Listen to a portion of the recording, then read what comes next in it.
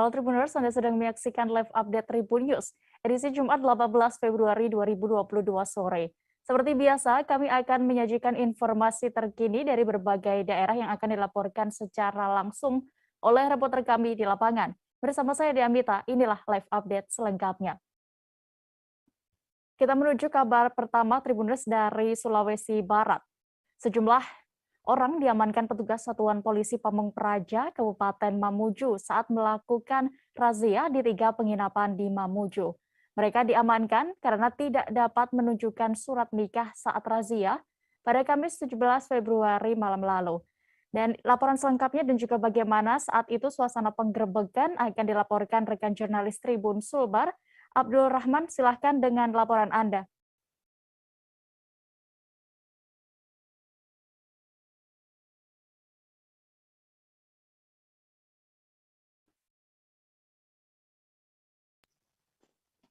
Ya, halo rekan dia dan Tribuners. Saya akan melaporkan terkait razia yang dilakukan oleh Satuan Polisi Pamung Praja Kabupaten Mamuju di 3 penginapan di dalam kota Mamuju, di mana pada Kamis malam Satpol PP Kabupaten Mamuju melakukan penertiban di 3 penginapan ini dan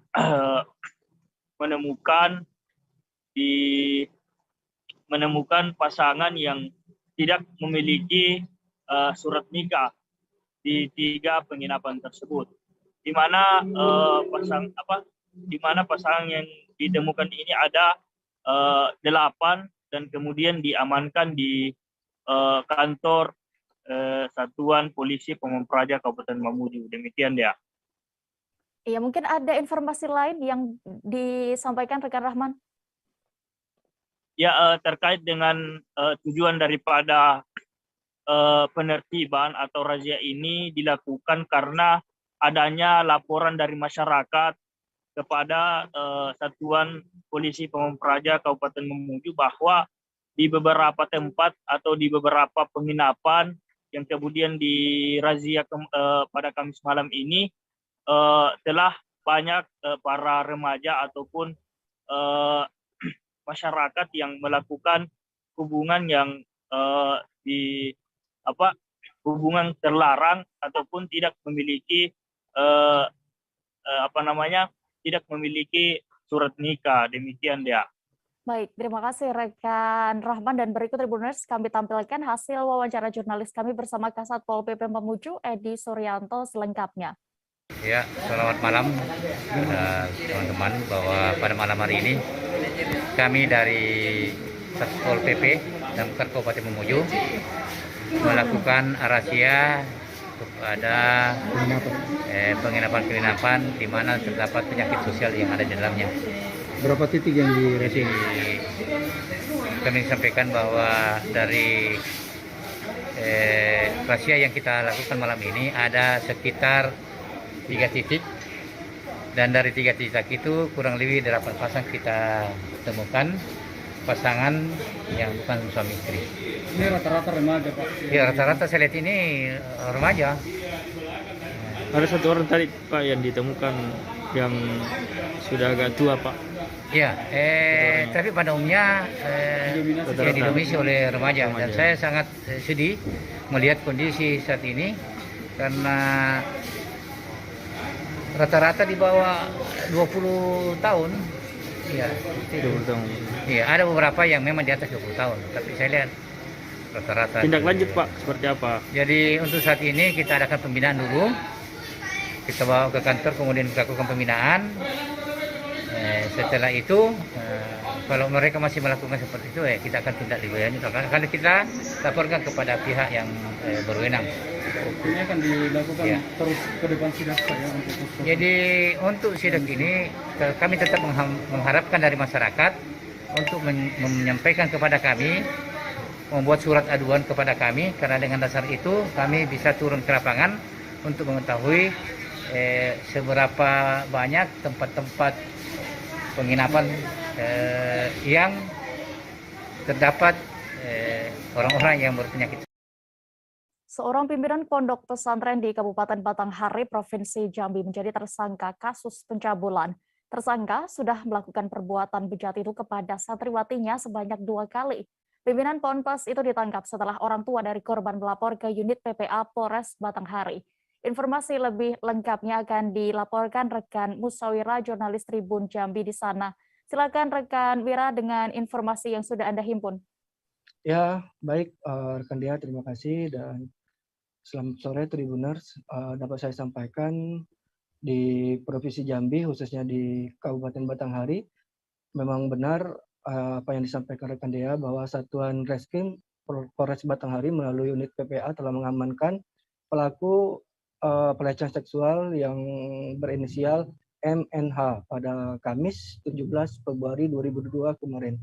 Setelah orang tua santri melaporkan kejadian tersebut kepada pihak kepolisian. Dan saat diamankan dan diminta keterangan, Kapolres Batanghari AKBP M. Hasan menggelar konferensi pers di Mapolres Batanghari. Kapolres saat konferensi pers menyebut bahwa di pondok pesantren yang berlokasi di Kabupaten Batanghari sebelumnya belum tidak terjadi hal demikian. Namun hari belakangan ini, tepatnya pada tanggal 11 dan tanggal 12 Februari 2022, ada peristiwa pelecehan seksual terhadap santrinya. Pelaku yang masih muda, berusia 22 tahun, merupakan pimpinan, pengasuh, maupun pengajar di pondok pesantren tersebut. Tersangka di saat menyampaikan keterangan kepada pihak kepolisian mengaku memang telah melakukan aksi itu sebanyak 2 kali kepada santriwatinya. Dan diketahui di saat konferensi pers, Kapolres Batanghari mengaku bahwa motif kejadian itu berdasarkan dari kegiatan ruqyah yang berlangsung pada 2 hari itu di pondok pesantren. Namun di balik modus tersebut atau kegiatan ruqyah tersebut terdapat perbuatan yang tidak pantas. Pelaku diketahui memeluk korban, mencium pipi kiri korban, beserta memegang atau meraba bagian sensitif korban. Dan untuk diketahui korban masih berusia 15 tahun. Menerima tindakan itu, korban lantas melaporkannya kepada orang tua korban yang berlokasi saat itu sedang berada di Kota Jambi. Setelah melaporkannya kepada orang tua korban langsung melaporkan ke Polres Batanghari. Namun Kapolres Batanghari juga mengatakan untuk korban itu dinyatakan masih virgin karena tim penyidik sudah melakukan visum di RSUD Hamba Marubulian. Hasilnya tidak ada selaput yang robek dan belum terjadi persetubuhan. Dan pihak kepolisian setelah mengusut kasus ini juga menyita barang bukti berupa 2 bra dan 2 celana dalam yang dipakai korban di hari pertama. Barang bukti selanjutnya ada 1 baju gamis, jilbab, dan celana pendek saat dipakai korban di hari kedua, tepatnya pada 12 Februari 2022. Pelaku yang berinisial MNH itu sehari-hari mengajar di ponpes tersebut. Meski diketahui ponpes yang tempat pelaku pimpin dan dalam kegiatan belajar itu belum terdaftar di instansi terkait, dan saat dilakukan dan beraktivitas di ponpes tersebut sudah berlangsung selama 1 tahun berdasarkan keterangan dari Persatuan Pondok Pesantren di Kabupaten Batanghari.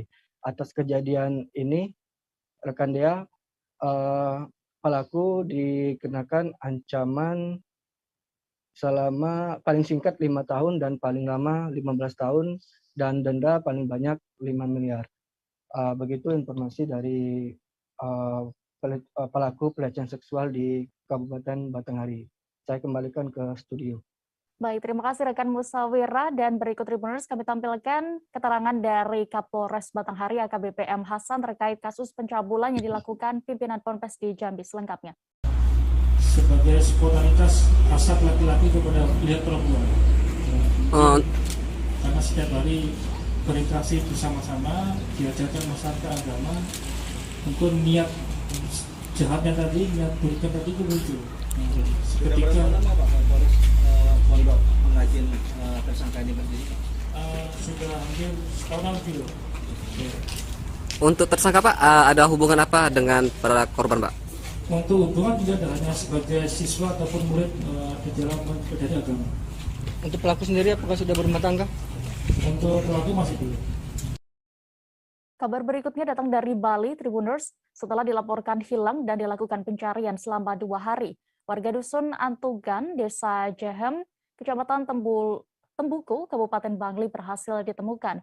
Warga yang hilang ini bernama Ni Nengah Tangsi ditemukan dalam kondisi meninggal dunia di dasar tebing dengan kedalaman 50 meter. Informasi lengkapnya dan juga bagaimana proses evakuasi dari korban akan dilaporkan rekan Freddy Mercury, jurnalis Tribun Bali di sana. Silakan rekan Freddy dengan laporan Anda. Ya, terima kasih rekan Dea. Bisa saya laporkan bahwa kejadian pertama, hilangnya Nenek Tangsi, bisa kita bilang seperti itu, terjadi pada hari Rabu tanggal 16 Februari. Bermula ketika Nenek Tangsi pergi meninggalkan rumah pada pagi hari untuk mencari kayu bakar di sekitar rumahnya. Namun karena diduga Nenek Tangsi yang sudah berusia 72 tahun ini sedikit agak pikun, maka beliau mencari kayu bakar terlalu jauh, bahkan sampai jaraknya sampai 1 kilometer dari rumahnya dia. Nah, biasanya menurut keterangan dari pihak keluarga, Nenek Tangsi ini memang sehari-harinya mencari kayu bakar di sekitaran rumah.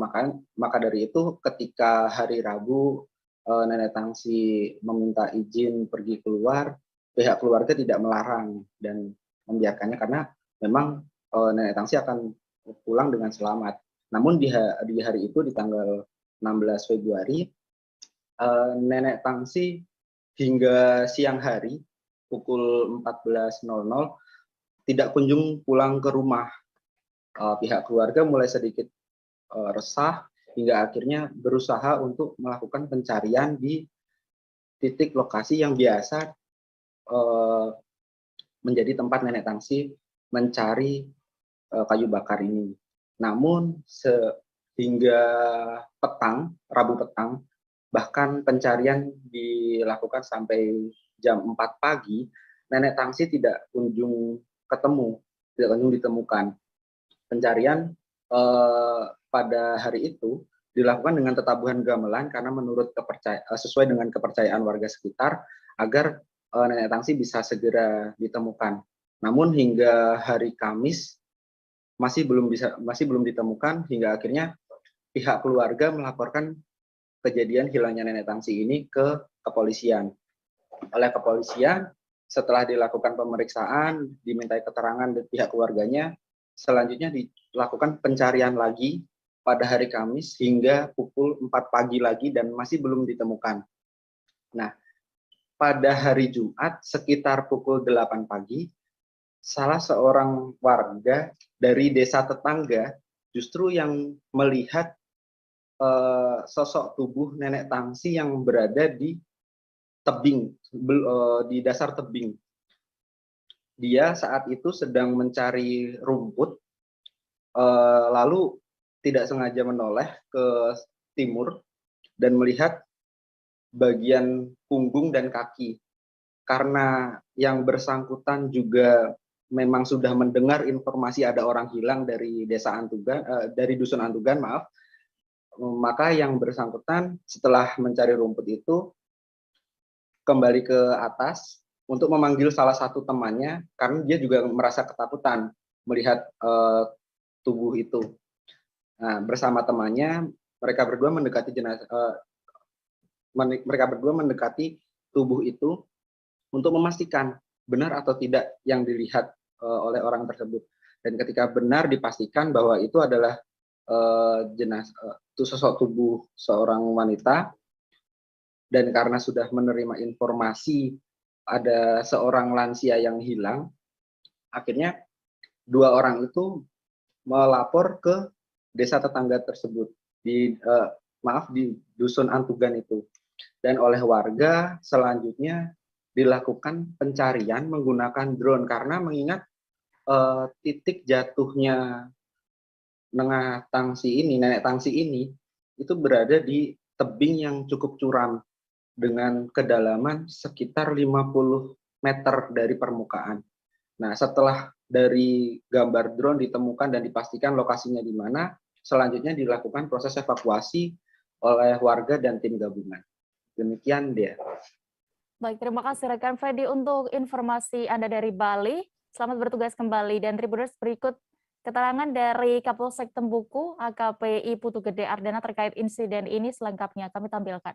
2 hari yang lalu kita mendapat laporan dari masyarakat di Antugan ini bahwa ada salah satu warganya yang hilang, yang belum pulang dari jam 2 siang. Ya. Kemudian dengan adanya laporan itu kita bersama masyarakat berupaya menelusuri sepanjang jalan, sepanjang kebun karena informasinya korban ini pamit ke kebun. Ya, pamitnya ke kebun. Ngapain itu, Nan? Ya biasa biasanya nyari bahan bakar ya. Oh, kayu bakar. Sang itu. Yeah. Nah, kemudian setelah itu kami telusuri bersama anggota dan masyarakat. Sangat luar biasa masyarakatnya bisa membantu kami. Sehingga dengan berusaha bersama-sama masyarakat mencari. Ya selama 2 hari dan tadi siang ini sekitar jam 11-an ya mungkin kurang lebih baru dapat informasi dari masyarakat bahwa ada orang ditemukan di tengah-tengah antara tebing belum sampai jatuh di pinggiran sungai. Sehingga dengan adanya informasi itu kita segera menuju TKP. Ya, dengan dukungan masyarakat baik dari BPBD juga ya kita sama-sama masyarakat ya, kepala desa dan Pak Camat juga sama-sama mencari. Ya. Akhirnya sampailah kita di TKP, ditemukan mayatnya masih di tengah antara tebing, belum sampai ke bawah jatuhnya. Kira-kira itu berapa meter? Perkiraan udah 5 meteran ya, 50 meter. 50 meter jatuh dari permukaan itu ya? Kedalamannya. Sejumlah warga yang menjadi tamu di sebuah acara syukuran di Desa Tandipah, Kabupaten Banjar, Kalimantan Selatan diduga mengalami keracunan massal. Mereka mengeluh mengalami muntah, diare, dan pusing. Sejumlah warga yang dinominasi anak-anak ini pun harus terbaring di bangsal unit gawat darurat Puskesmas Aluh-Haluh untuk dirawat. Rekan kami dari jurnalis dari Banjarmasin Pos, Muhtar Wahid akan melaporkan selengkapnya. Silakan rekan Muhtar. Baik Dea, dapat kami laporkan dari Kabupaten Banjar, Provinsi Kalimantan Selatan.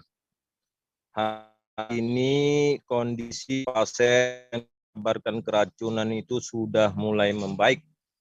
Mereka berangsur setelah dirawat pihak Puskesmas Aluh-Aluh, setelah sebelumnya ya hari Kamis malam, sekitar pukul 9 mereka dievakuasi oleh masyarakat dibantu Polsek Aluh dari desa mereka, Desa Tanipah namanya, akibat diduga keracunan makanan. Mereka sebelumnya hadiri syukuran ya di rumah warga. Kapolsek mengatakan rumah itu adalah rumah Junaidi, warga RT 3 Desa Tanipah yang melakukan syukuran ulang tahun ke-8 anaknya bernama Yusuf. Di situ disuguhkan makanan dan minuman. Nah, makanan yang diduga membuat warga muntah-muntah sekitar 19 orang ya berdasarkan hasil pengecekan kami di lapangan, walaupun di medsos itu disebutkan sekitar puluhan. Setelah kami cek ke Puskesmas ternyata hanya 19. Dari 19 itu 16 adalah anak-anak. Kemudian 2 orang remaja usia 17 tahun dan 1 orang dewasa. Nah, mereka setelah dievakuasi dengan perahu dari desa mereka ke Puskesmas Aluh-Aluh, mereka mendapatkan cairan infus ya, ditangani langsung oleh petugas medis, kemudian berangsur-angsur hari ini membaik. Nah, kemudian Kapolsek Alu-Alu menegaskan sudah mengambil sampel dari makanan, berikut juga permen dan muntah dari para korban itu untuk diteliti di laboratorium. Dan informasinya sementara yang dapat kami laporkan dari Kabupaten Banjar, Mukhtar Wahid, reporter Banjarmasin Post, kembali ke dia, Mita. Baik, terima kasih rekan Mukhtar. Berikut Tribuners kami tampilkan terkait kejadian ini, ada keterangan dari Kepala Puskesmas Alu-Alu dan juga Kapolsek Alu-Alu. Berikut selengkapnya. Tadi malam sebenarnya sudah tertangani, pasien sudah karena pada dasarnya keracunan adalah muntah, mual dan muntah. Jadi terapi pertama dan utama adalah mengembalikan cairan itu dengan cara infus dan injeksi anti muntah. Hanya itu. Jadi kalau itu sudah bisa masuk, sudah alhamdulillah kita sudah lakukan, insya Allah akan tertangani dan itu terbukti. Di jam 11 malam, tengah malam itu sudah bisa tidur enak. Bapak Junedi di Desa Tanipah melaksanakan kegiatan acara ulang tahun anaknya M. Yusuf ya, yang ke-8 tahun ya. Tapi di situ Pak Junedi menghidangkan makanan berupa nasi goreng. Ya. Beberapa jam setelah itu, terutama anak-anak mengalami mual-mual, pusing, juga mencret. Akibat dari makan nasi goreng tersebut ya. Setelah itu masyarakat banyak membawa ke Puskesmas Alu-Alu dibantu dengan anggota kita, anggota Polsek. Beredar video detik-detik aksi saling dorong antara aparat TNI Polri dengan CEO Maluku FC Irwan Maulana. Dalam video tersebut tampak sejumlah aparat keamanan mendorong CEO Maluku FC ini ke pinggir lapangan sepak bola. Insiden ini terjadi sesaat seusai laga Maluku FC versus Persidikap Kediri pada babak 32 besar Liga 3 Nasional. Bagaimana fakta dan juga laporan selengkapnya? Saat ini kami sudah tersambung dengan jurnalis Tribun Ambon, ada Dedi Aziz, yang akan melaporkan. Silakan rekan Dedi.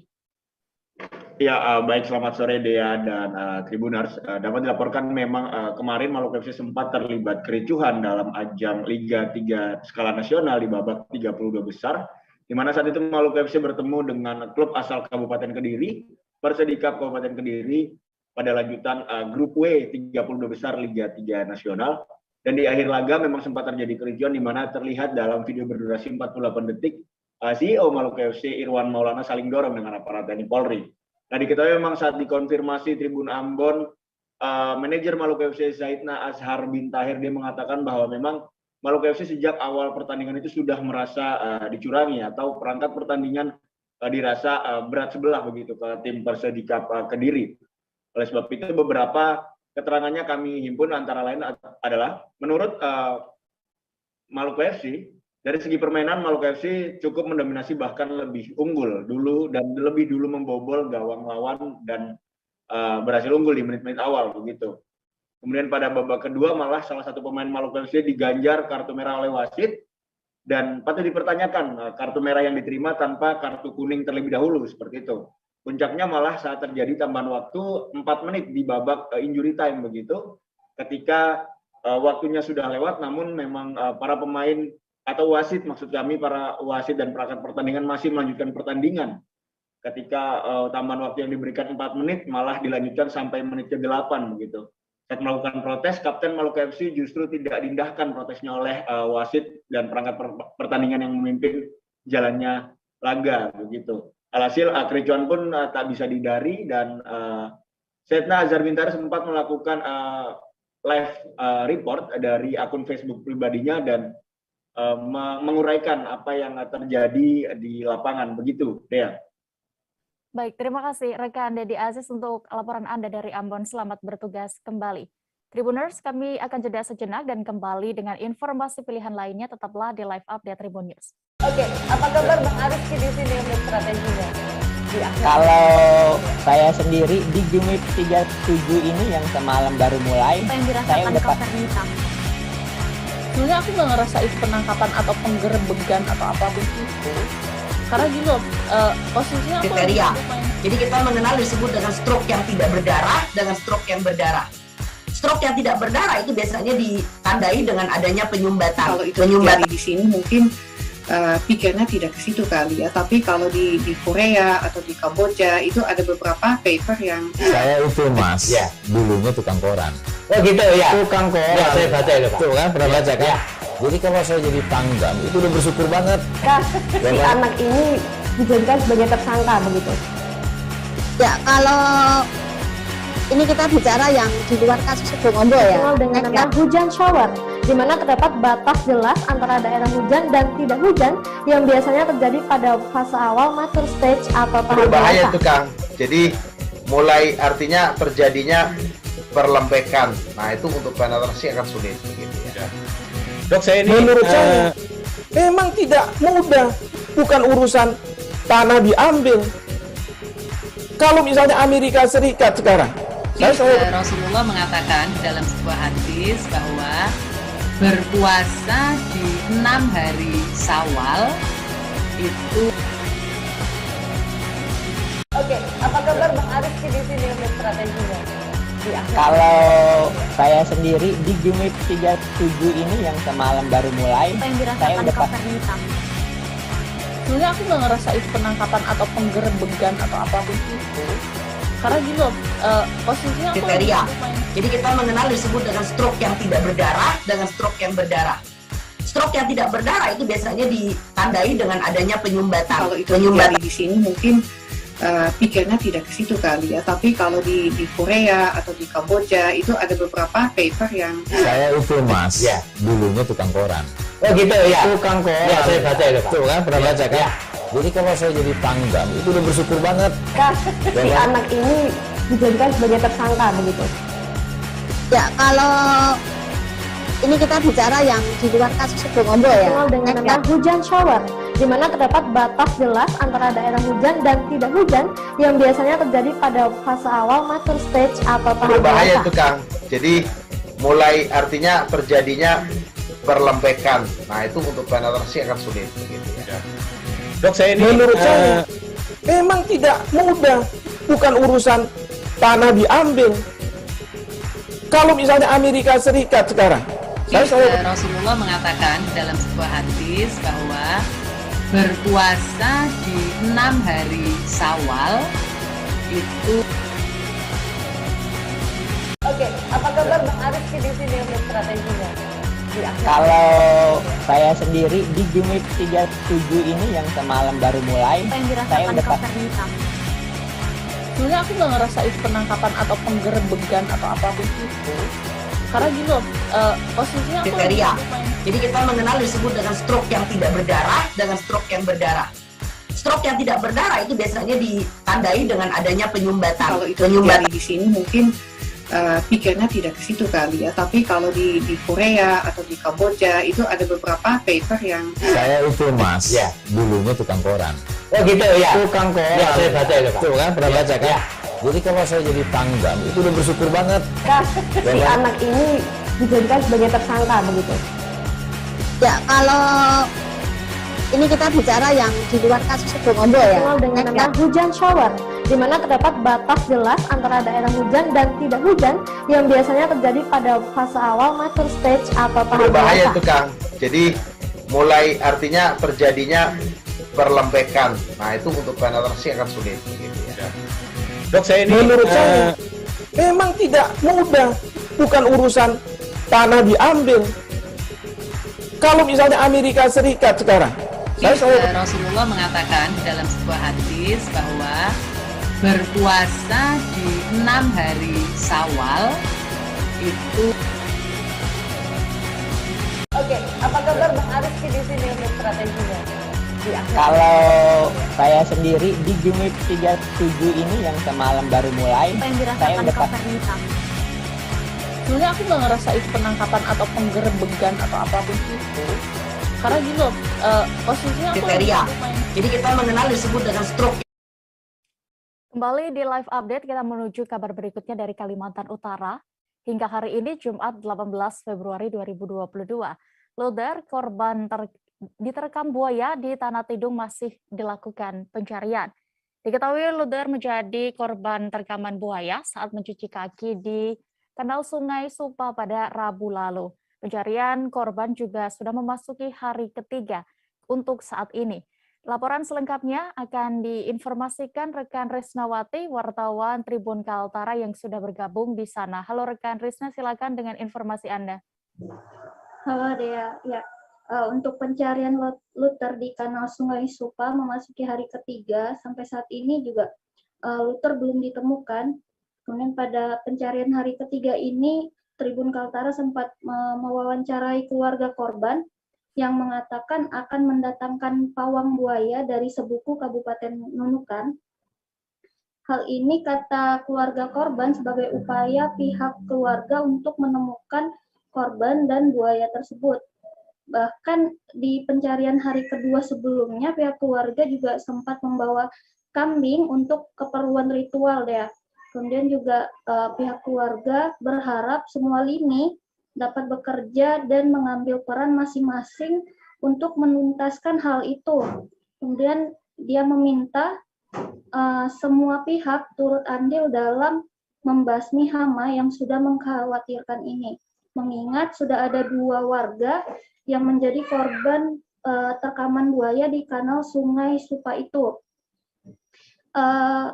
Keluarga korban ini juga menyampaikan bahwa pihaknya, semua pihak maksud saya harus bergerak cepat, jangan sampai ada korban selanjutnya.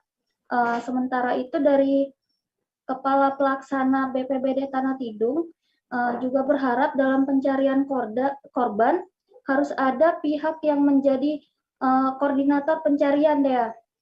Kemudian juga tupoksi ini yang kata dia belum dipahami semua orang, sehingga banyak yang menganggap bahwa BPBD ini sebagai leading sektornya. Meski belum ada koordinator dalam pencarian korban, pihaknya tetap melaksanakan tugas-tugas kemanusiaan yang sudah melekat.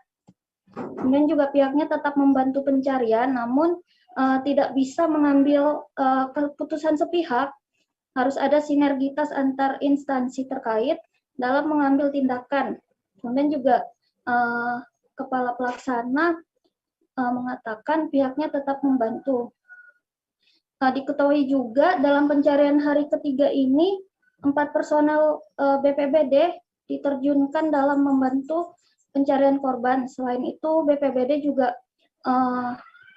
menurunkan 1 armadanya, yakni perahu karet untuk mobilisasi pencarian. Seperti itu dia. Baik, terima kasih rekan Resna untuk laporan Anda dari Tanah Tidung, Kalimantan Utara. Selamat bertugas kembali. Kita menuju informasi berikutnya, Tribuners.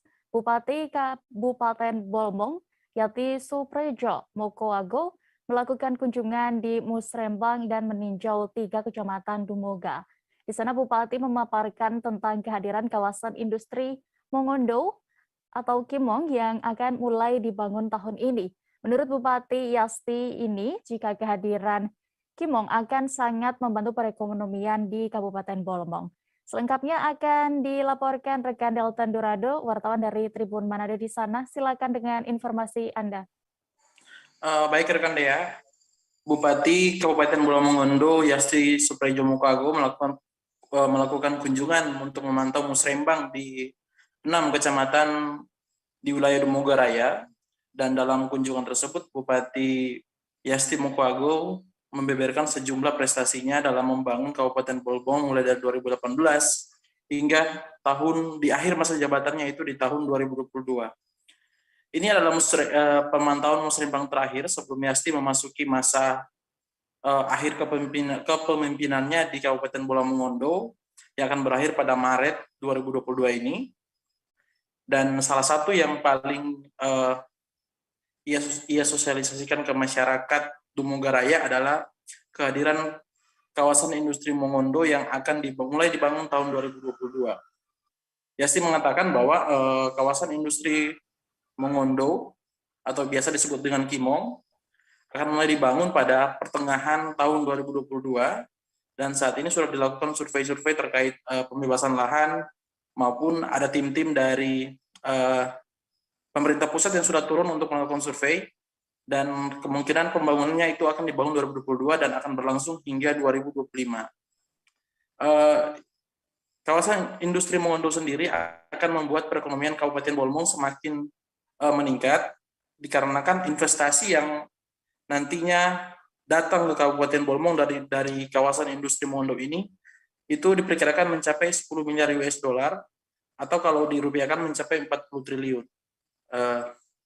Yasti berharap kehadiran Kimong di Kabupaten Bola Mongondo bisa didukung sepenuhnya oleh masyarakat Kabupaten Bola Mongondo, terutama masyarakat Dumogaraya yang menjadi bagian penting dari Kabupaten Bolmong dan pembangunan Kimong. Yasti pun optimis kalau pembangunan Kimong sendiri akan menyerap tenaga kerja yang tidak sedikit. Tenaga kerja yang dimaksud adalah tenaga kerja asal Kabupaten Bolmong. Pada kesempatan musrembang tersebut, Yasti mengatakan ada 33.000 tenaga kerja yang dibutuhkan untuk mengisi kawasan industri Mongondo jika selesai dibangun. Dan ini adalah potensi yang paling besar yang akan diperoleh oleh Kabupaten Bolmong, terutama dalam tenaga kerja, keperluan tenaga kerja sendiri. Warga Kabupaten Dumogoraya sendiri mengaku sangat senang dengan kehadiran Kimong. Mereka juga berharap pembangunan Kimong segera dimulai dan segera selesai juga, agar industri-industri seperti industri pertanian yang ada di Kabupaten Bola Mongondo juga segera bisa berjalan dan berdampak pada peningkatan peningkatan pendapatan perekonomian masyarakat. Selain Kimong, Yasti juga akan memulai pembangunan bandara Lodamukago di tahun 2022 dan kemungkinan juga akan selesai di tahun 2024. Demikian rekan Dea. Baik, terima kasih rekan Nil Tedurada untuk laporan Anda, dan berikut Tribuners kami tampilkan keterangan dari Bupati Bolmong Yasti Suprejo Mokoago selengkapnya. Dalam rangka apa sih sehingga harus turun langsung? Saya harus turun langsung karena ini akhir daripada RPJMD 2018. Saya harus menjelaskan kembali pencapaian pemerintah dan saya juga harus jujur menyampaikan apa yang belum tercapai. Jadi supaya masyarakat tahu, tidak mendengar dari sana sini, jelas, dan kita semua memaparkan secara faktual dengan data yang ada. Data-data ini adalah data-data dari BPS. Dan kemudian penilaian ini sesuai dengan tadi saya jelaskan, ada lembaga-lembaga yang ditunjuk oleh negara sesuai dengan ketentuan undang-undangan untuk menilai terkait dengan kinerja pemerintah. Jadi harus saya yang menjelaskan agar supaya tidak jelas. Nah, ini akhir dari periode saya dan Pak Yani sebagai Bupati dan Wakil Bupati, dan tentunya juga saya harus menyampaikan terima kasih atas dukungan masyarakat selama ini kepada saya dan Pak Yani selaku Bupati dan Wakil. Kabar duka datang dari keluarga Dodi Sudrajat yang baru saja kehilangan sang ayah. Ayah Dodi Sudrajat mengembuskan nafas terakhirnya pada Kamis 17 Februari kemarin. Dodi tidak kuasa menahan tangis saat menceritakan pesan terakhir ayahnya yang belum berkesempatan bertemu dengan Galaskai. Info selengkapnya akan dilaporkan jurnalis Warta Kota yang saat ini sudah bergabung bersama kami di sana. Rekan Desi Selviani, silakan dengan laporan Anda.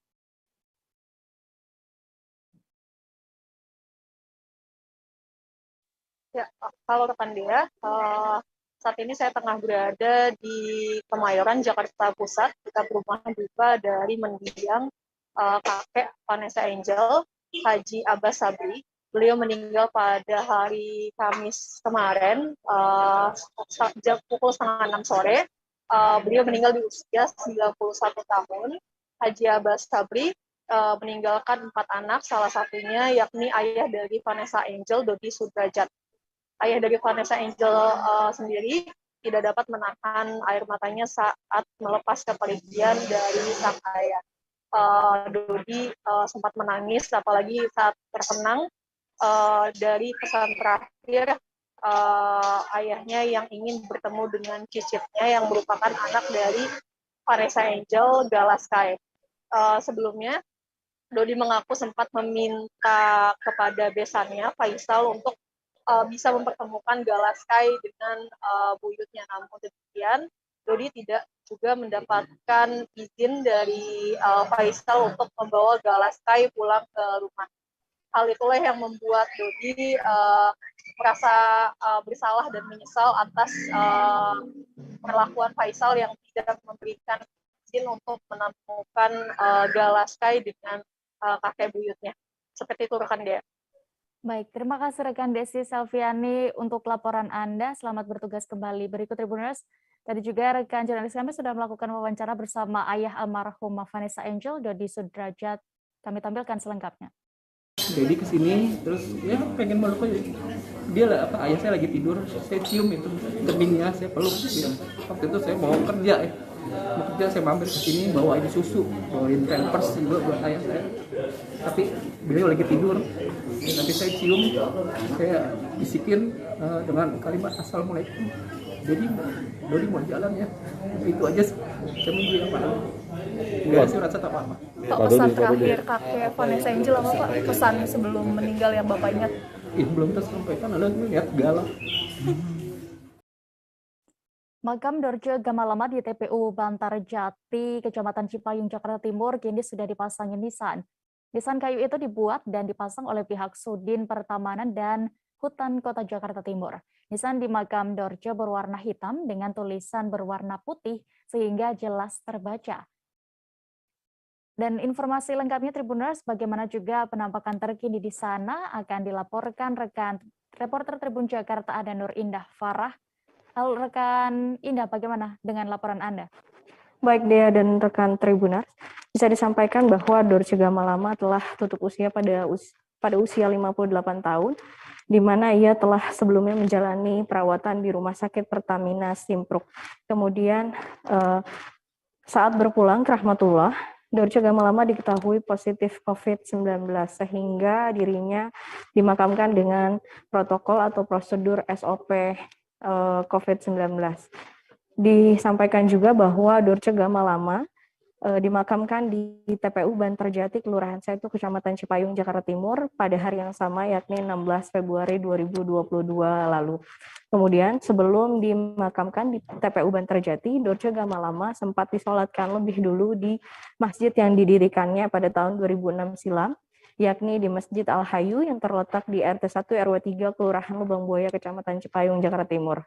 Namun lantaran Dorce Gamalama positif COVID-19, maka penyelamatan jenazah berlangsung di pelataran masjid, di mana peti jenazah tidak dikeluarkan dan hanya dibuka sedikit dari dalam mobil jenazah, sehingga para pelayat dan keluarga serta anak angkat Dorce Gamalama menyolatinya dari luar masjid.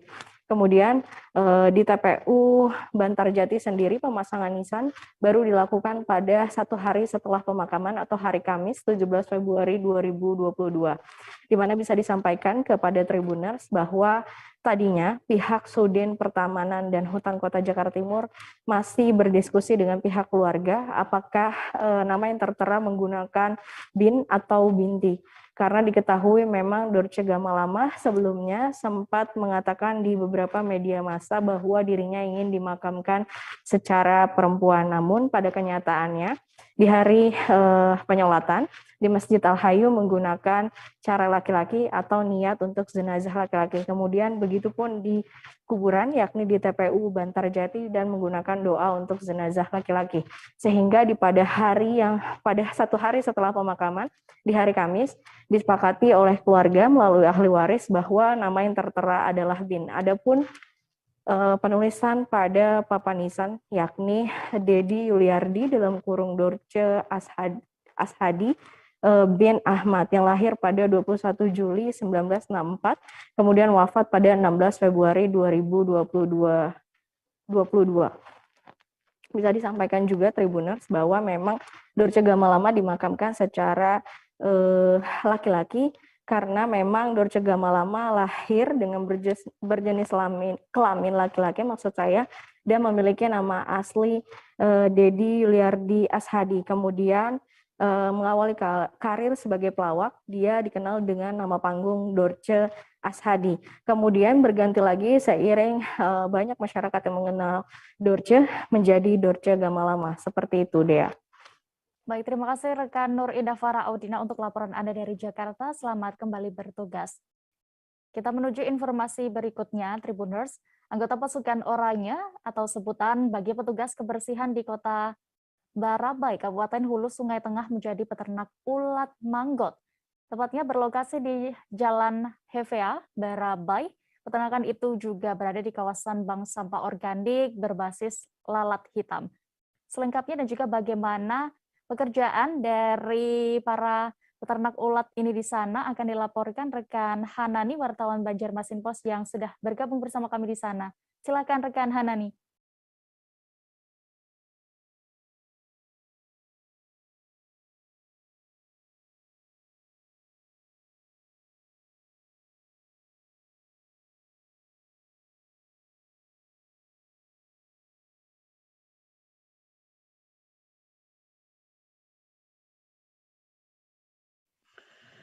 Ya, selamat sore Dia, selamat sore Tribuners.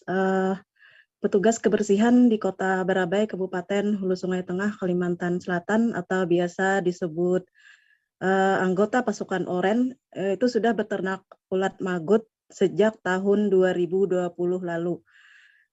Usaha ini merupakan program dari Dinas Lingkungan Hidup dan Perhubungan Kabupaten Hulu Sungai Tengah yang berlokasi di Jalan Hevea, Barabai. Dan peternakan ini juga berada di kawasan bank sampah organik berbasis lalat hitam atau dibangun di gudang karet yang tak terpakai, yang statusnya itu dipinjam pakaikan oleh pihak perusahaan swasta ke pemerintah daerah. Ada 5 anggota petugas kebersihan yang mengelola usaha tersebut. Mereka masing-masing diberikan tugas di mana 3 orang mencarikan pakan berupa makanan sisa, baik dari sayuran maupun buah-buahan yang membusuk, maupun makanan sisa di warung-warung. Sedangkan untuk 2 anggota lainnya itu mengurus tempat penangkaran hingga memberi makan dengan makanan sisa tadi. Menurut keterangan Kepala Bidang Pengelolaan Sampah dan Limbah Dinas Lingkungan Hidup dan Perhubungan Pak Ahmad Syafaat, keberadaan peternakan ulat itu untuk pemanfaatan sampah organik secara maksimal. Salah satunya dengan memproduksi pupuk kompos, juga memproduksi sampah organik sendiri cukup tinggi di Kabupaten Hulu Sungai Tengah, baik yang dihasilkan dari rumah tangga maupun warung makan serta di pasar-pasar. Untuk mempercepat proses penguraian sampah organik menjadi kompos, penggunaan ulat maggot sangat mendukung. Dalam 1 bulan itu ulat maggot tuh bisa mengurai 4-5 ton sampah menjadi kompos. Selanjutnya, kompos atau pupuk organik yang dihasilkan digunakan untuk pemeliharaan tanaman hias di taman-taman kota milik pemerintah kabupaten. Selain mempercepat penguraian sampah, ulat maggot juga dipelihara petugas kebersihan dari Dinas Lingkungan Hidup dan Perhubungan. Mereka juga menjual ke masyarakat yang punya usaha membuat kompos, juga ke peternak unggas maupun masyarakat yang memiliki budidaya ikan atau mengusahakan peternakan budidaya ikan. Untuk harga jualnya, ulat maggot itu dibanderol dengan harga 10.000 sampai 15.000 per kilogram tergantung ukuran ulat. Hasil penjualannya diserahkan oleh dinas terkait untuk menambah kesejahteraan petugas kebersihan maksud saya yang berstatus tenaga kontrak atau non-PNS tersebut. Berdasarkan keterangan salah satu petugas kebersihan yang mengelola peternakan ulat, Syarif, beternak ulat maggot itu cukup mudah dan tak memerlukan modal yang besar. Peralatan pendukungnya hanya berupa kelambu atau rumah untuk penangkaran lalat sampai bertelur, kemudian baskom sebagai tempat untuk menaruh telur hingga menjadi ulat. Untuk itu cukup mencarikan sisa makanan seperti sayuran dan buah-buahan yang busuk di pasar-pasar yang biasanya tidak dipakai lagi oleh para pedagang. Kemudian jika tidak ada makanan sisa bisa diganti pula dengan dedak atau limbah dari penggilingan padi. Seperti itu, Dea. Baik, terima kasih rekan Hanani melaporkan dari Banjarmasin. Selamat bertugas kembali. Dan Tribuners, berikut keterangan dari Kabid Pengelolaan Sampah dan Limbah Dinas Lingkungan Hidup Hulu Sungai Tengah, Ahmad Syafaat selengkapnya. Dari Dinas Lingkungan Hidup dan Perhubungan Kabupaten Hulu Sungai Tengah, kita berada di kawasan budidaya maggot dari lalat BSF Tablet Butterfly, dan kita di sini sudah sejak tahun 2020. Ada berapa banyak ulat yang dipelihara? Nah, di sini alhamdulillah dari hasil budidaya maggot sudah ada sekitar 200 baskom. 200 baskom yang dipelihara di budidaya maggot ini. Terus kelengkapannya apa aja untuk budidaya ini? Untuk budidaya cukup sederhana, cukup alat wadah untuk makan ulatnya atau dari baskom. Kemudian makanannya apa tuh Pak? Makanannya dari sampah organik. Oh, sampah organik, sisa makanan. Dari sisa sayuran, dari sisa buah-buahan, dan sebagainya. Dan juga ada tempat untuk budidaya ulatnya. Itu. Ketika ulatnya sudah menjadi pre-pupa dan menjadi pupa, kemudian dia masuk ke tempat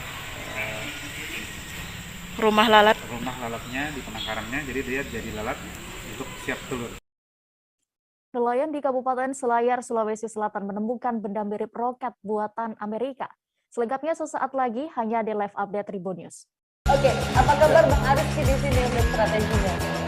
Kalau saya sendiri di Jumip 37 ini yang semalam baru mulai, saya udah sebenarnya aku nggak ngerasa itu penangkapan atau penggerebegan atau apapun itu, karena gini loh, posisinya aku kriteria. Jadi kita mengenal disebut dengan stroke yang tidak berdarah dengan stroke yang berdarah. Stroke yang tidak berdarah itu biasanya ditandai dengan adanya penyumbatan. Kalau itu terjadi di sini mungkin pikirnya tidak ke situ kali ya, tapi kalau di Korea atau di Kamboja itu ada beberapa paper yang saya itu Mas, dulunya tukang koran. Oh gitu ya. Tukang koran. Ya, saya baca itu Pak. Tuh kan pernah baca kan? Jadi kalau saya jadi pangdam itu udah bersyukur banget. Si anak ini dijadikan sebagai tersangka begitu. Ya, kalau ini kita bicara yang di luar kasus Sebongombo ya. Dengan nama hujan shower, di mana terdapat batas jelas antara daerah hujan dan tidak hujan yang biasanya terjadi pada fase awal mature stage atau tahap berbahaya dewasa. itu Kang. Jadi mulai artinya terjadinya perlempekan. Nah itu untuk penetrasi akan sulit. Gitu ya. Dok, saya ini menurut saya memang tidak mudah, bukan urusan tanah diambil. Kalau misalnya Amerika Serikat sekarang, Rasulullah mengatakan dalam sebuah hadis bahwa berpuasa di 6 hari Syawal itu.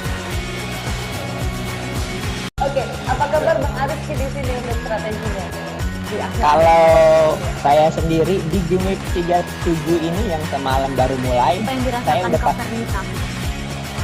sebenarnya aku nggak ngerasa itu penangkapan atau penggerebegan atau apapun itu, karena gini loh, posisinya kriteria. Jadi kita mengenal disebut dengan stroke yang tidak berdarah dengan stroke yang berdarah. Stroke yang tidak berdarah itu biasanya ditandai dengan adanya penyumbatan. Kalau itu terjadi di sini mungkin pikirnya tidak ke situ kali ya, tapi kalau di Korea atau di Kamboja itu ada beberapa paper yang saya itu Mas, dulunya tukang koran. Oh gitu ya. Tukang koran. Ya, saya baca itu Pak. Tuh kan pernah baca kan? Jadi kalau saya jadi pangdam itu udah bersyukur banget. Si anak ini dijadikan sebagai tersangka begitu. Ya, kalau ini kita bicara yang di luar kasus Sebongombo ya. Dengan nama hujan shower, di mana terdapat batas jelas antara daerah hujan dan tidak hujan yang biasanya terjadi pada fase awal mature stage atau tahap berbahaya dewasa. itu Kang. Jadi mulai artinya terjadinya perlempekan. Nah itu untuk penetrasi akan sulit. Gitu ya. Dok, saya ini menurut saya memang tidak mudah, bukan urusan tanah diambil. Kalau misalnya Amerika Serikat sekarang, Rasulullah mengatakan dalam sebuah hadis bahwa berpuasa di 6 hari Syawal itu. Oke, apa kabar Bang Arif di sini untuk strateginya? Kalau saya sendiri di Jumip 37 ini yang semalam baru mulai, saya udah sebenarnya aku nggak ngerasa itu penangkapan atau penggerebegan atau apapun itu, karena gini loh, posisinya aku kriteria. Jadi kita mengenal disebut dengan stroke yang tidak berdarah dengan stroke yang berdarah. Stroke yang tidak berdarah itu biasanya ditandai dengan adanya penyumbatan. Kalau itu terjadi di sini mungkin pikirnya tidak ke situ kali ya, tapi kalau di Korea atau di Kamboja itu ada beberapa paper yang saya itu mas, ya dulunya tukang koran. Oh gitu ya. Tukang koran. Ya, saya baca itu Pak. Tuh kan pernah baca kan? Ya. Jadi kalau saya jadi Pangdam itu udah bersyukur banget. Si anak ini dijadikan sebagai tersangka begitu. Ya kalau ini kita bicara yang di luar kasus Situbondo ya, dengan nama hujan shower, di mana terdapat batas jelas antara daerah hujan dan tidak hujan yang biasanya terjadi pada fase awal mature stage atau tahap berbahaya dewasa. itu Kang. Jadi mulai artinya terjadinya perlembekan. Nah itu untuk penetrasi akan sulit. Gitu ya. Dok, saya ini menurut saya memang tidak mudah, bukan urusan tanah diambil. Kalau misalnya Amerika Serikat sekarang, Rasulullah mengatakan dalam sebuah hadis bahwa berpuasa di 6 hari Syawal itu. Oke, apa kabar Bang Arifki di sini untuk strateginya? Kalau saya sendiri di Jumit 37 ini yang semalam baru mulai, saya udah sebenarnya aku nggak ngerasa itu penangkapan atau penggerebegan atau apapun itu, karena gini loh, posisinya aku kriteria. Jadi kita mengenal disebut dengan stroke yang tidak berdarah dengan stroke yang berdarah. Stroke yang tidak berdarah itu biasanya ditandai dengan adanya penyumbatan. Kalau itu terjadi di sini mungkin pikirnya tidak ke situ kali ya, tapi kalau di Korea atau di Kamboja itu ada beberapa paper yang saya itu mas, ya dulunya tukang koran. Oh gitu ya. Tukang koran. Ya, saya baca itu Pak. Tuh kan pernah baca kan? Ya. Jadi kalau saya jadi Pangdam itu udah bersyukur banget. Si anak ini dijadikan sebagai tersangka begitu. Ya kalau ini kita bicara yang di luar kasus Situbondo ya, dengan nama hujan shower, di mana terdapat batas jelas antara daerah hujan dan tidak hujan yang biasanya terjadi pada fase awal mature stage atau tahap berbahaya dewasa. itu Kang. Terima kasih Anda masih menyaksikan live update Tribun News. Kita menuju informasi berikutnya. Petugas gabungan dari Polri dan TNI di Nunukan, Kalimantan Utara berhasil menggagalkan penyelundupan 6 kg sabu ke Parepare, Sulawesi Selatan. Hasilnya penumpang inisial IS, 25 tahun, diciduk di atas KM Aditya karena kedapatan membawa narkoba yang diikat di badannya. Selain itu ada 2 penumpang lain yakni berinisial RI, 28 tahun, dan ID, 23 tahun yang membersamai IS. Saat ini kami sudah tersambung dengan reporter Tribun Kaltara, ada Febrianus Felis yang akan melaporkan selengkapnya bagaimana penangkapan ini. Rekan Felis, silakan dengan laporan Anda. Halo rekan Dea dan Tribuners, dapat saya jelaskan kembali petugas gabungan dari TNI dan Polri di Nunukan, Kalimantan Utara berhasil menggagalkan penyelundupan 6 kg sabu ke Parepare, Sulawesi Selatan pada Rabu 16 Februari 2022 siang. Kapolsek kawasan Pelabuhan Tununtakan Nunukan AKP Alimin mengatakan informasi dugaan penyelundupan sabu berawal dari Kasdim 0911 Nunukan Mayor Infanteri Aditya Susanto, bahwa dimungkinkan adanya penumpang KM Aditya tujuan Parepare yang membawa narkotika golongan 1 jenis sabu. Mendengar itu, Alimin memerintahkan jajaran Polsek kawasan Pelabuhan dengan dibantu Satres Narkoba Polres Nunukan, Satgas Lantas, Kodim, dan Bea Cukai untuk mengecek setiap penumpang yang akan berlayar menuju Parepare. Alhasil sekira pukul 11 waktu Indonesia Tengah, petugas gabungan TNI Polri menciduk penumpang inisial IS berusia 25 tahun di atas KM Aditya dengan 2 bal sabu yang melekat di badan pria asal Kabupaten Bone, Sulawesi Selatan itu. Alimin kemudian mengaku 2 bal sabu itu memiliki berat 2 kg yang posisinya diikat dalam badan tersangka menggunakan stagen. Sementara itu 2 tersangka lainnya yang berinisial RI, 28 tahun, seorang perempuan asal Nusa Tenggara Timur yang berdomisili di Nunukan. Sedangkan tersangka berikutnya ID, berusia 23 tahun, pria asal Pinrekang, Sulawesi Selatan. Diketahui IS dan ID, keduanya merupakan pekerja migran Indonesia yang ada di Malaysia, berstatus ilegal karena keduanya tidak memiliki dokumen yang sah.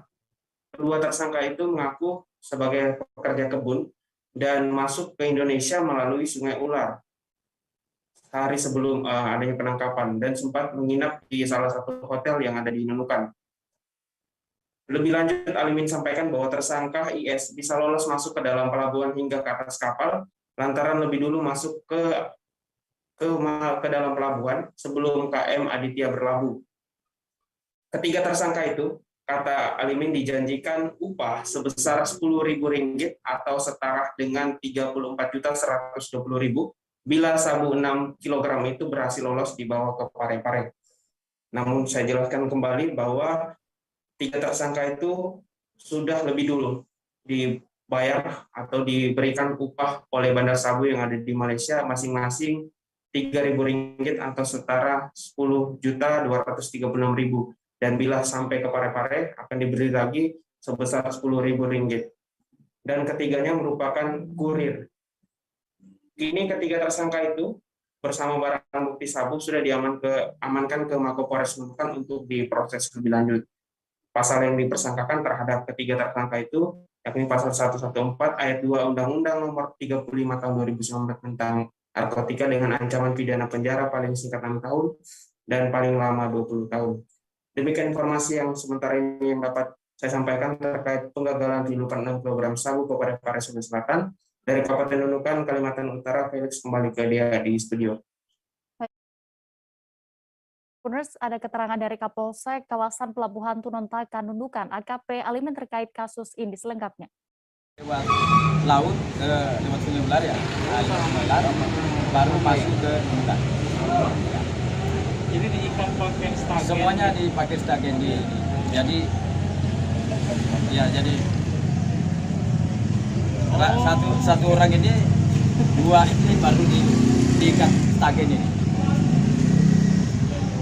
Buat apa katanya kan uangnya? Mereka mau alasannya apa itu? Ya rata-rata sih alasannya itu faktor ekonomi. Kelangkaan minyak goreng belakangan terjadi di Kepulauan Bangka Belitung di tengah subsidi yang telah diberikan pemerintah. Di Kabupaten Bangka Barat, 2 agen yang biasanya mendistribusikan sudah lama tidak menerima kiriman minyak goreng. Untuk laporan selengkapnya akan dilaporkan oleh reporter Bangka Pos, ada Rizky Rianda Palevi di sana. Silakan rekan Rizky. Ya, untuk kelangkaan minyak goreng ini sudah terjadi sejak Senin tanggal 14 Februari lalu. Namun saat itu untuk kondisi minyak goreng masih ada, baik itu minyak goreng disubsidi ataupun yang non-subsidi. Tetapi pada saat itu para pemilik warung sudah mulai membatasi penjualan minyak goreng, yakni untuk satu orang hanya bisa membeli satu minyak goreng dengan ukuran 1 liter.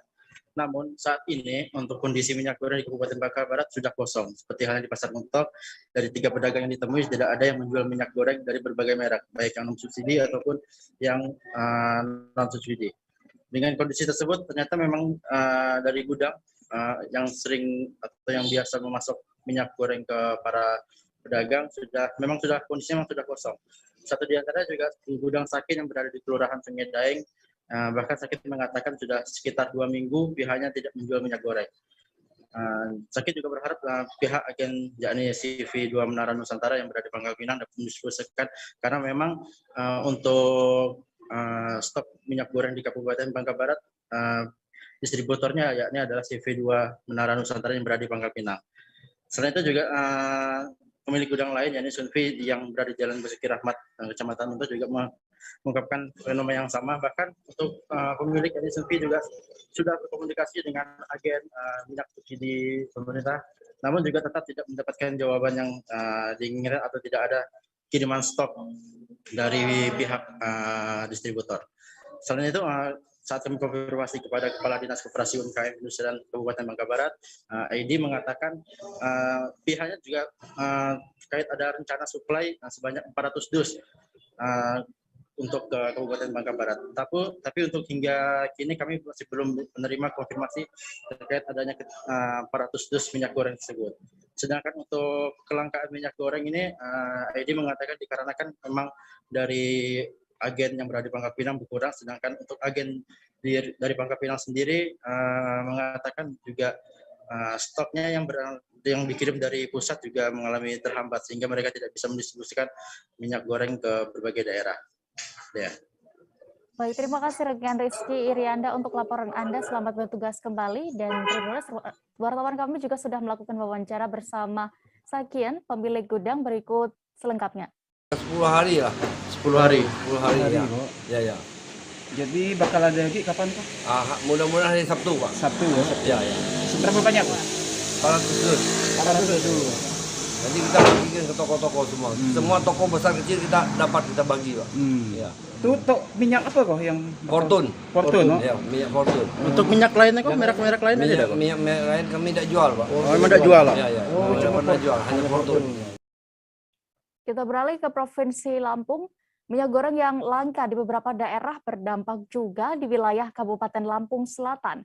Bupati Lampung Selatan Haji Nanang pun melakukan inspeksi mendadak terkait harga dan persediaan minyak goreng di minimarket di sana. Selengkapnya akan diinformasikan rekan Domi Desmantri, reporter Tribun Lampung yang saat ini sudah bergabung bersama kami di sana. Silakan dengan laporan Anda. Baik, rekan Dea, bisa saya jelaskan. Tim gabungan dari Forum Komunikasi Pimpinan Daerah atau Forkompinda Lampung Selatan, dalam ini adalah Bupati Lampung Selatan, Nanang Ermanto, Kapolres Lampung Selatan, AKBP Edwin, dan Kepala Kejaksaan Negeri Lampung Selatan, Dwi Astuti Beniati, melakukan sidak ke beberapa minimarket yang ada di Kota Kalenda dan juga sekitar Kota Kalenda. Rombongan tim gabungan Forkopimda Lampung Selatan tersebut berangkat dari rumah Dinas Bupati Lampung Selatan, lalu menuju ke minimarket yang ada di Jalan Lintas Sumatera, tepatnya di depan Kodim Lampung Selatan. Lalu rombongan Bupati Lampung Selatan menemukan botol kemasan minyak goreng yang disimpan di bawah meja kasir minimarket tersebut. Lalu ketika Bupati Lampung Selatan Nanang Ermanto menanyakan kepada salah satu petugas kasir di sana, mereka mengatakan barang atau minyak tersebut emang sengaja ditaruh di bawah meja minimarket tersebut karena barang tersebut baru datang dan belum dipajang di etalase. Lalu ketika pembeli ingin membeli, baru mereka akan memberikan kepada mereka begitu. Lalu Bupati Nanang Ermanto juga mengimbau kepada petugas minimarket supaya ketika ada barang yang ada segera dipajang di etalase agar masyarakat pun dapat melihatnya. Lalu rombongan juga sempat mengecek gudang di minimarket tersebut dan tidak menemukan barang lainnya selain 6 botol minyak goreng yang disimpan di bawah meja kasir tersebut. Lalu rombongan sempat mengecek ke salah satu ruangan yang di dalamnya terdapat banyak sekali kardus-kardus warna coklat bertuliskan minyak. Namun ketika dicek ternyata kardus tersebut berisi dokumen-dokumen begitu. Lalu rombongan juga sempat mengecek ke lokasi lain, yaitu di minimarket yang ada di Simpang Tolok Kalenda, yaitu Alfamart yang ada di sana, tidak menemukan timbunan minyak juga. Lalu di Indomaret Simpang Palas. Lalu Bupati Lampung Selatan juga mengimbau kepada masyarakat ataupun pihak minimarket maupun pedagang tradisional untuk tidak menimbun minyak goreng, karena bisa saja pihak pemerintah kabupaten atau pemerintah daerah dapat menutup usaha mereka. Lalu Kapolres Lampung Selatan juga AKBP Edwin sempat mengatakan jika ada masyarakat ataupun pedagang yang sengaja menimbun minyak tersebut dapat dikenakan sanksi pidana begitu. Lalu Kejaksaan Negeri Lampung Selatan juga melalui Kejari Lampung Selatan di Astuti Baniati mengatakan bagi masyarakat ataupun warga yang mengetahui ada lokasi atau toko yang menyimpan minyak goreng atau menimbun minyak goreng, segera laporkan kepada mereka dan mereka siap untuk melakukan tindakan begitu. Baik, rekan Dea. Baik, terima kasih rekan Domi Desmantri untuk laporan Anda dari Lampung Selatan. Selamat bertugas kembali.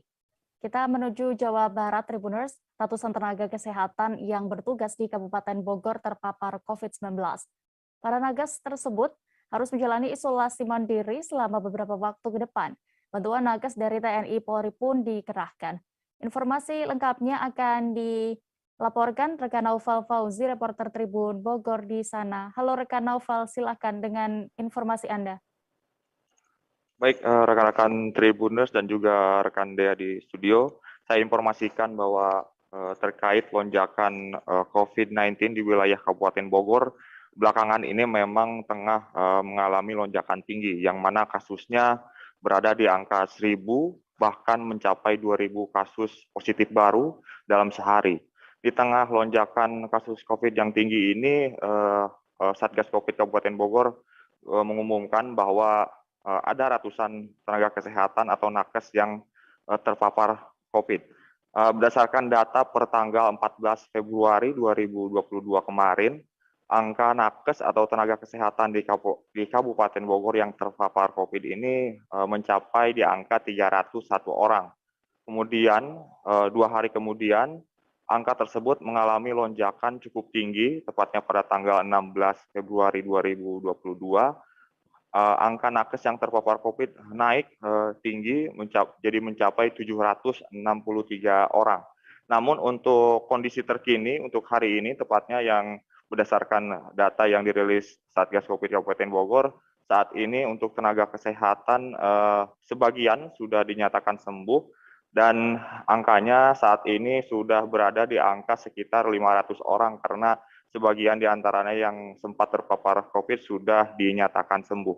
Bupati Bogor Ade Yasin mengatakan bahwa untuk para tenaga kesehatan yang terpapar COVID di Kabupaten Bogor ini rata-rata memang tidak memiliki gejala atau OTG, sehingga mereka kebanyakan menjalani isolasi mandiri di rumah masing-masing untuk sementara waktu, untuk kemudian nantinya dinyatakan sembuh setelah menjalani isolasi. Dan Bupati Ade Yasin juga mengakui bahwa dari total sekitar 2.800 tenaga kesehatan memang ada pengurangan tenaga imbas banyaknya tenaga kesehatan yang terpapar, namun hal itu menurutnya masih bisa dikendalikan dengan menutupi atau di-backup oleh bantuan tenaga kesehatan yang didatangkan dari instansi lain seperti TNI, Polri, dan juga badan-badan lain yang ada di wilayah Kabupaten Bogor. Demikian. Baik, terima kasih rekan Naufal Fauzi untuk laporan Anda. Berikut Tribuners, rekan jurnalis kami juga sudah melakukan wawancara bersama Bupati Bogor, Ade Yasin. Berikut liputan lengkapnya. Nah, ada saat ini tembus ke angka 300 lebih ya, 300 orang lebih. Jadi data terakhir ya, ditambah dengan minggu-minggu ini karena angkanya juga cukup tinggi, jadi sekitar 763 nakes yang terpapar. Dari berapa itu totalnya? Dari 2.800-an. Berarti kan ada kekurangan tenaga untuk penyediaan. Itu ada. Bagaimana cara pemerintah Kabupaten Bogor untuk memaksimalkan? Ya, kita dibantu oleh TNI Polri, ada tenaga kesehatannya, ya, dan organisasi profesi seperti ini, perusahaan-perusahaan yang punya tenaga kesehatan dan lain-lain, kita maksimalkan saja tenaga kesehatan yang ada, termasuk klinik dan rumah sakit.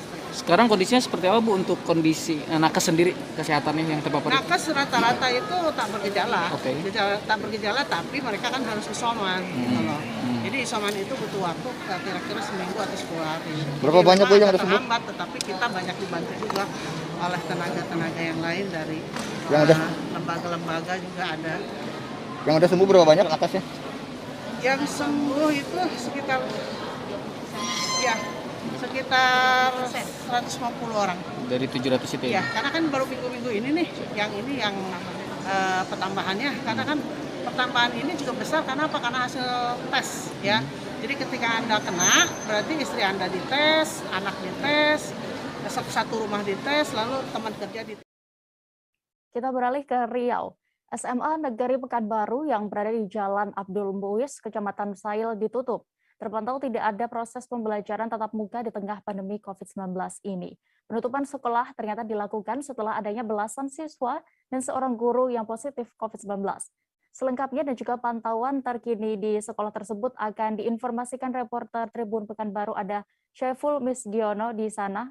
Silakan dengan laporan Anda. Ya, baik rekan Dea dan pemirsa Tribuners dimanapun berada, dapat kami laporkan bahwa ada belasan siswa SMA Negeri 8 Pekanbaru yang berada di Jalan Abdul Muiz, Kota Pekanbaru, dinyatakan positif COVID-19. Total siswa yang terpapar COVID-19 sebanyak 13 orang, kemudian ada 1 orang guru di sekolah tersebut yang juga dinyatakan positif COVID-19. Nah, pasca temuan belasan siswa yang dinyatakan positif COVID-19 tersebut, pihak sekolah kemudian mengambil kebijakan untuk menutup aktivitas belajar mengajar di sekolah tersebut. Sekolah tersebut kemudian dilakukan sterilisasi dengan cara dilakukan penyemprotan desinfektan di seluruh ruang kelas dan ruang majelis guru di sekolah tersebut. Nah, sekolah ini dari informasi yang kami dapatkan di sekolah tersebut bahwa akan ditutup selama 3 hari ke depan dan pembelajaran tatap muka akan dimulai kembali pada Senin depan setelah dilakukan sterilisasi di seluruh ruangan.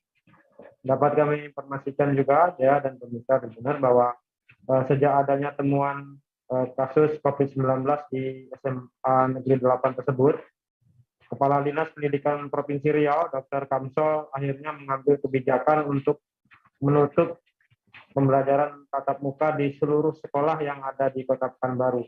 Artinya bukan hanya SMA Negeri 8 saja yang saat ini dihentikan pembelajaran tatap mukanya, namun seluruh sekolah yang ada di Kota Pekanbaru saat ini tidak diizinkan untuk melaksanakan pembelajaran tatap muka di sekolah. Dan untuk pembelajaran saat ini dialihkan ke sistem daring sampai tanggal 21 Februari mendatang. Nah, setelah masuk pada tanggal 21 Februari mendatang, siswa diperbolehkan melaksanakan pembelajaran tatap muka terbatas di sekolah, namun kapasitasnya hanya boleh 50% dari jumlah ruangan kelas yang ada di sekolah tersebut. Dapat kami sampaikan, Dea dan pemirsa, bahwa pemerintah Provinsi Riau mengingatkan kepada seluruh sekolah yang ada di Provinsi Riau untuk memperketat kembali protokol kesehatan yang ada di masing-masing sekolah. Nah, pesan ini disampaikan secara khusus untuk tim yang tergabung ke dalam Satgas COVID-19 di masing-masing sekolah. Karena tim Satgas inilah yang menjadi salah satu garda terdepan untuk mengawasi jalannya protokol kesehatan yang ada di masing-masing sekolah. Dapat kami informasikan, Dea dan pemirsa, bahwa di Kota Pekanbaru tidak hanya SMA Negeri 8 saja yang siswanya terpapar COVID-19, namun beberapa hari yang lalu ada beberapa SMP, yakni SMP Negeri 1 dan SMP Negeri 18, yang juga siswanya dinyatakan terpapar COVID-19. Nah, agar kondisi ini tidak semakin meluas, maka pemerintah Provinsi Riau mengingatkan kepada sekolah agar memastikan siswanya mematuhi protokol kesehatan dan memastikan Satgas COVID-19 yang ada di masing-masing sekolah bekerja secara maksimal. Dapat kami informasikan juga bahwa kasus COVID-19 di Provinsi Riau sejak beberapa hari belakangan ini terus mengalami lonjakan. Bahkan pada hari Kamis kemarin, penambahan kasus baru pasien COVID-19 di Provinsi Riau mencapai 590 kasus, dan ini merupakan kasus terbanyak sepanjang tahun 2022 ini. Di hari yang sama ada penambahan 102 kasus pasien yang sembuh dan ada 3 pasien yang meninggal dunia akibat COVID-19 di Provinsi Riau. Demikian Dea laporan kami dari Kota Pekanbaru, Provinsi Riau. Selanjutnya kami kembalikan ke Dea di studio. Baik, terima kasih rekan Syaiful Misgiono untuk laporan Anda. Dan Tribuners, kami tampilkan keterangan dari Wakil Bidang Humas SMA Negeri 8 Pekanbaru, Amri MPD, terkait kejadian ini selengkapnya.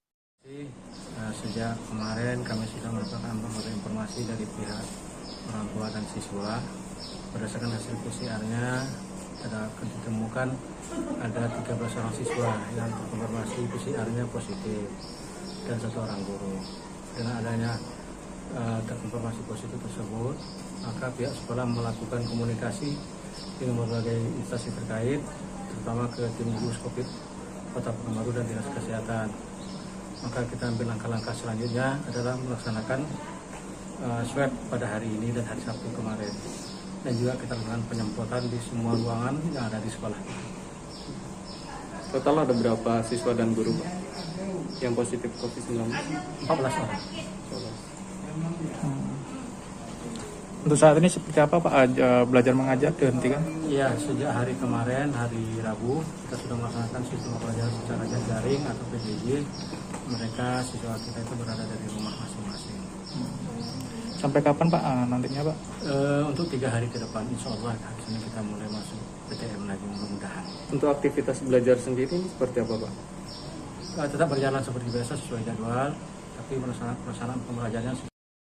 Nelayan di Kabupaten Kepulauan Selayar, Sulawesi Selatan menemukan benda serupa rudal atau roket. Di badan benda tersebut ada tulisan Made in the USA dan juga logo bendera Amerika Serikat.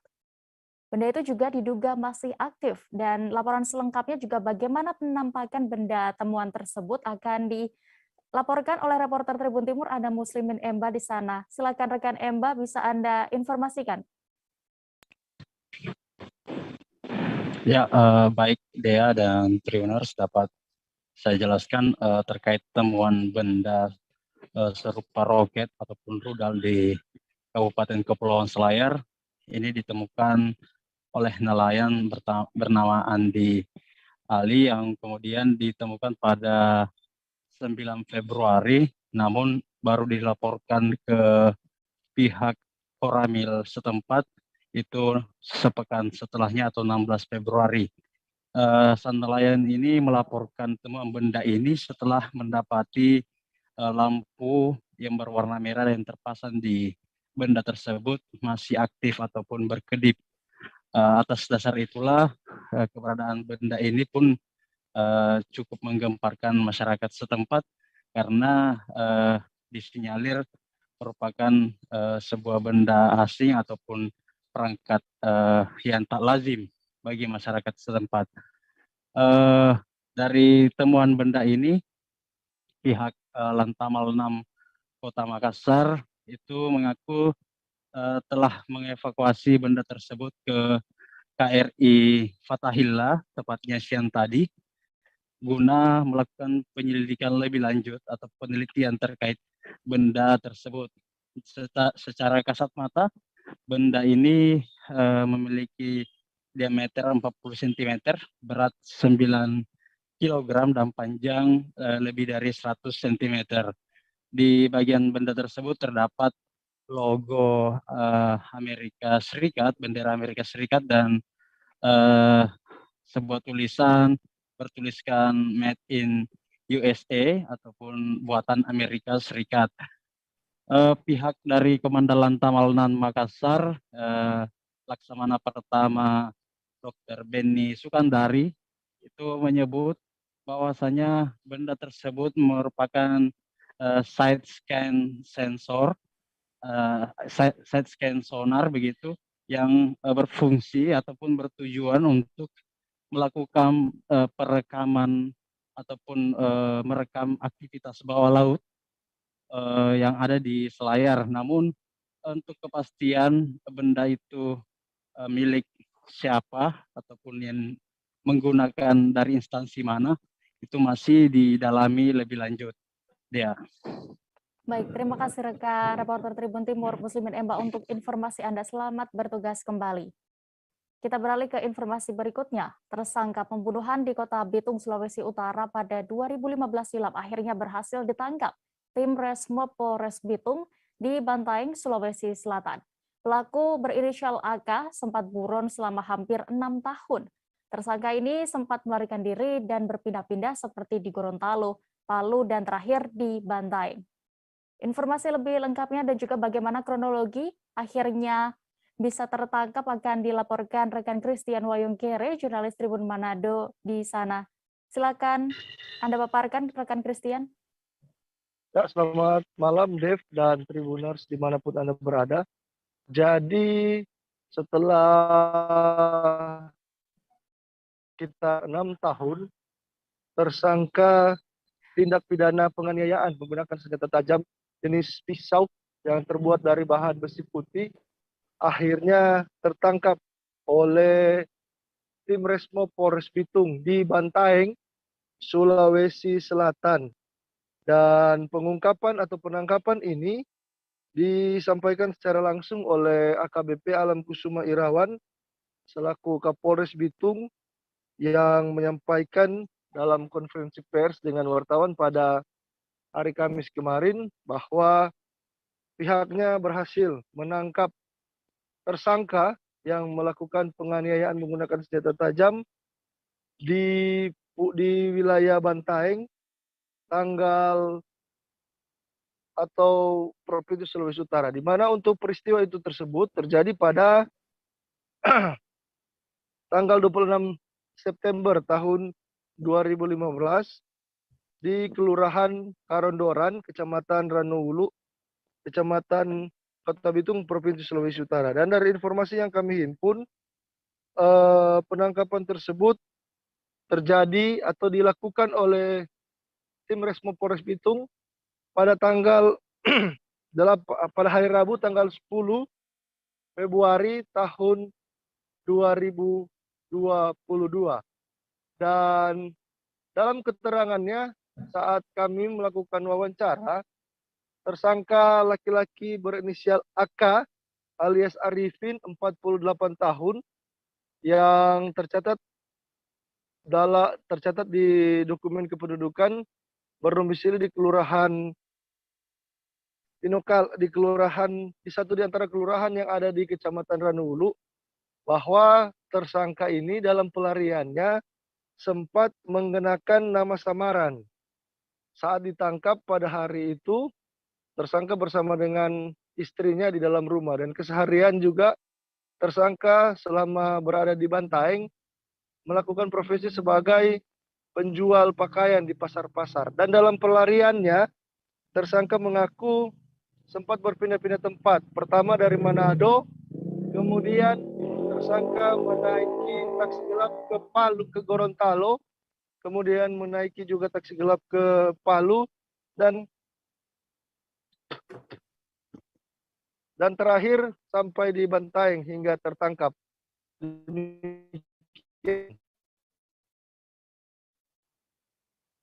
Baik, terima kasih rekan Christian Wayongkere untuk laporan Anda. Dan berikut Tribuners kami tampilkan keterangan dari Kapolres Bitung AKBP Alam Kusuma Irawan terkait kasus ini selengkapnya. Jadi hari ini kita akan melaksanakan konferensi kasus pembunuhan yang terjadi di tahun 2015, tepatnya hari Sabtu tanggal 26 September sekitar jam 9 malam di Kelurahan Karondoran, Kecamatan Ranowulu, Kabupaten Bitung, Kota Bitung. Untuk korban sendiri atas nama Denny Pinontoan. Kemudian untuk tersangka atas nama Arifin Kaseger. Yang bersangkutan juga pernah menjalani hukuman di tahun 2009 dalam kasus pengeroyokan yang mengakibatkan matinya orang.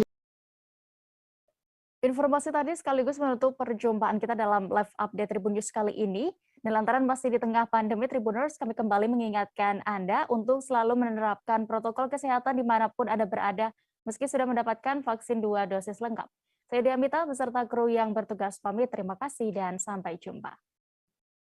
Jangan lupa like, subscribe, dan share ya.